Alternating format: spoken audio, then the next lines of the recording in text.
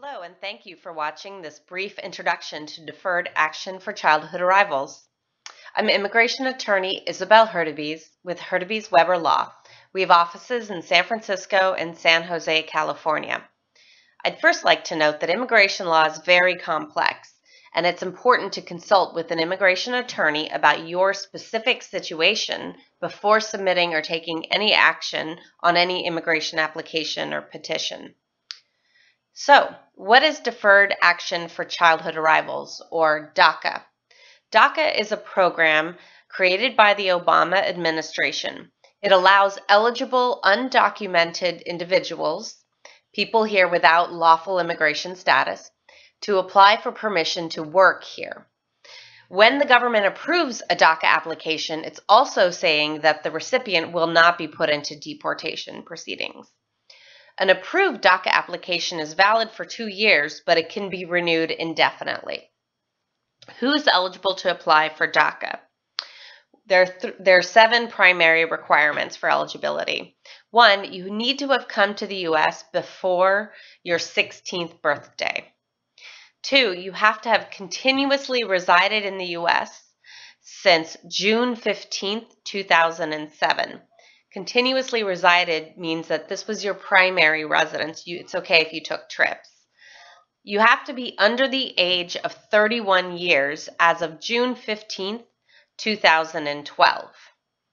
You must have been physically present in the U.S. on June 15, 2012, and you have to be physically present in the U.S. when you make the application. You must have entered the U.S. without inspection or in some way have your lawful immigration status expire as of June 15, 2012.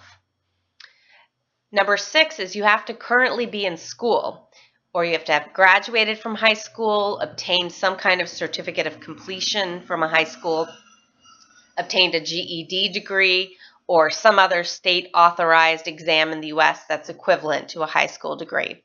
It's also possible to have been an honorably discharged member of the Coast Guard or the Armed Forces of the United States.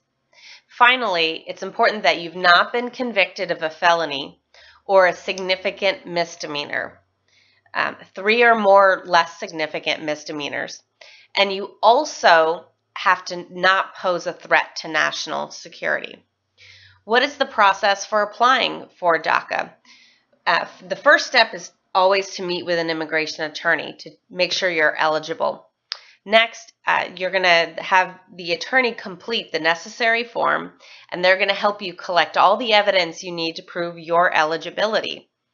After that, you're going to submit the application with USCIS, that's the immigration office, and they're going to schedule a time for you to come in and have your fingerprints done so they can run a background check on you. After that, they may decide they want to schedule an interview with you, in which case you'll have to answer some basic questions. Then you're going to get your DACA eligibility and you can work and get a driver's license. So thank you for watching, and contact us if you have any questions about your specific situation.